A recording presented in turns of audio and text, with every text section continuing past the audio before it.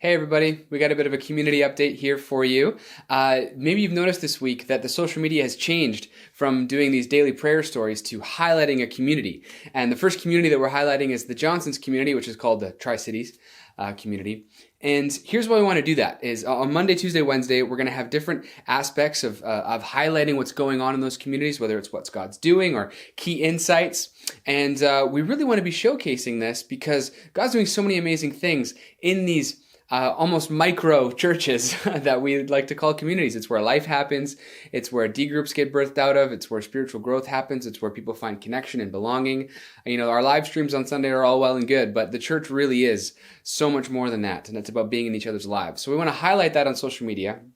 And what we want to do is perhaps you've read on the emails. Always in every email, there's this thing, we affectionately referred to it as the blurb as the staff, but it's a reflection from someone in our community, something God's teaching them. And so what we're going to do over the next little while is have somebody from that community, could be the community leader, or someone from that community to share their reflection. And this week, what I was hoping to do is to be able to sit here with two chairs and interview someone to pull what was in the reflection out of them in a more conversational manner. It was Kat Johnson this week. But when we thought we maybe set up some glass here in the middle and have two chairs, and then I would kind of, knock on the glass and go, "Don't worry, it's all fine. We're here together.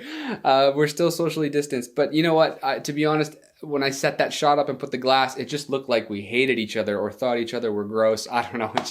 It doesn't work well. But rumor has it that the sphere of people we're allowed to be around is going to be increasing in the near future. Something about May long weekend after that being increased to, small groups would start to be allowed. So don't quote me on that, but that's the rumor.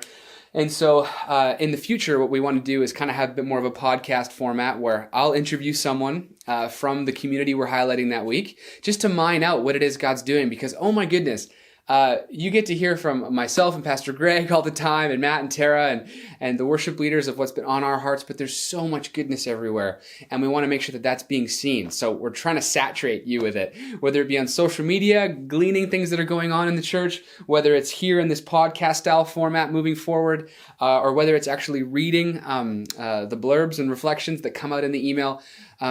There's just so much wisdom and comfort to be found in the stirrings of your family members in every nation, wrestling through things, and I think you'll find it really encouraging. So I invite you to press in and consume that content, not for the sake of participation, but more for the sake of, I think God would really want to speak to you through those things. So we're trying to saturate you with that, and hopefully you'll catch one of the different ways in which we're trying to bring what God's doing in individual communities to the forefront. So because we can't do the podcast thing just yet, what I asked Kat to come do is just come and share her reflections and her thoughts and her insights just here. And so I'll throw it over to her, and I hope this blesses you.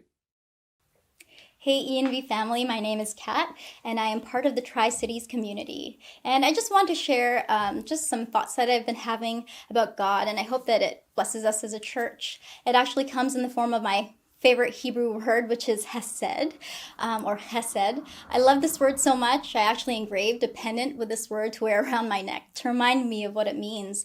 This word shows up well over 100 times in the book of Psalms to describe God's character towards his people.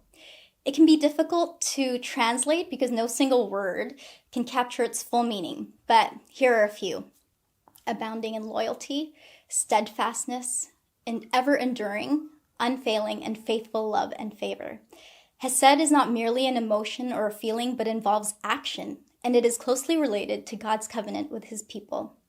In certain Bible verses, it even says that God lavishes his hesed on us.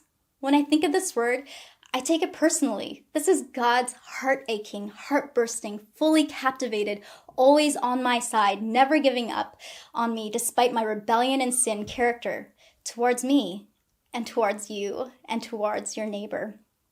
If it's okay, I just wanted to pray about this character of God over us.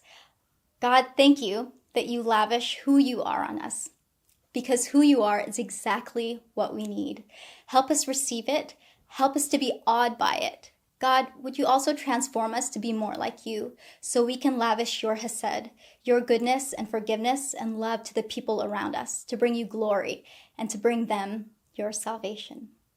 A verse that I was thinking about while just thinking about the word hesed was Psalm 143:8. Let the morning bring me word of your hesed, your unfailing love. For I have put my trust in you. Show me the way I should go, for to you I lift up my soul. Thanks, guys.